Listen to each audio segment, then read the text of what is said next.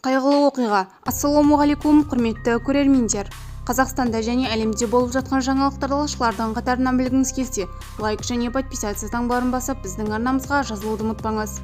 Хан Тәңірі, шабуылшысы Диас Тюлеу матч кезінде көз жұмды. Қайғылы оқиға бірінші лигадағы Хан Тәңірі мен Екібастұз командалары арасында матч кезінде орын алды. Ойын барысында 19 жастағы шабуылшы Диас Тюлеу кенеттен есінен танып қалған. Дәрігерлер жедел көмек көрсеткенімен футболшының өмірін сақтап қалуы мүмкін болмады. Қазақстан футбол федерациясы ресми мәлімдеме жариялап, марқұмның отбасы мен командасына көңіл айтты. Қазақстан футбол федерациясы Хан Тәңірі клубының шабуылшысы Диас Тюлеудің мезгілсіз қазасы туралы хабарды зор күйзеліспен қабылдады.